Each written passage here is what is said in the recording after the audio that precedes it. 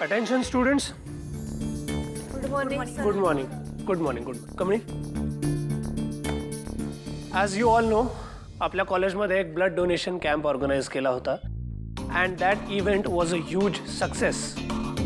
आणि या इव्हेंटचं सगळं क्रेडिट जातं आपल्या GSला, कमळीला.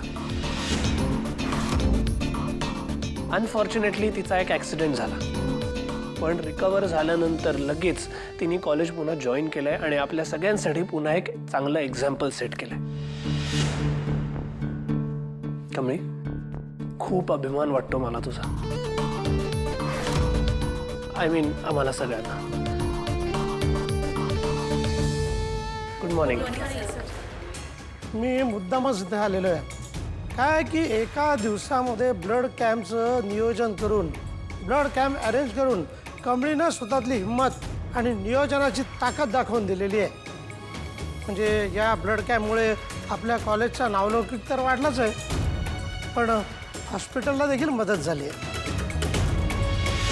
आणि म्हणूनच मी आपल्या GSचं, आपल्या कमळीचं अभिनंदन करण्यासाठी, कौतुक करण्यासाठी इथे आलेलो आहे.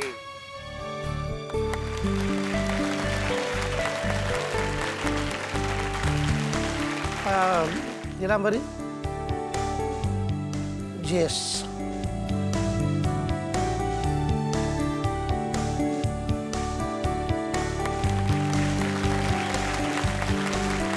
Thank you sir. सर, हे काय? आपण का तिला एवढं अप्रिशिएट करतोय? का तिच्यासाठी क्लॅप्स वाजवतोय? का तिने ब्लड कॅम्प अरेंज केला म्हणून? अरे ब्लड कॅम्प तर एकदम साधी गोष्ट आहे, कोणीही करू शकतं. आणि ती तर GS आहे, तिला तर करायलाच पाहिजे. आणि मेन थिंग, ती GS असून तिने तर ब्लड डोनेट केलं पण नाहीये. कुठं ब्लड घेतलंय माझ्या डॅडचं. एनिवे सर, आपण का तिचं एवढं कौतुक करावं? का? काय स्पेशल आहे तिच्यात? काय तिने एवढं मोठा तीर मारलाय? आणि का अगं, एखाद्याने चांगलं काम केलं तर त्याचं कौतुक करायला काहीच हरकत नसते. शिवाय अन्नपूर्णा मॅडमने स्वतः मला फोन करून सांगितलंय की कमळीचं कौतुक झालंच पाहिजे म्हणून. आजी तर काय, ती काही बोलेल, लाख बोलेल, पण तुम्हाला तरी हे पटतंय का? एक गोष्ट सांगा मला, इतकी पार्शालिटी का?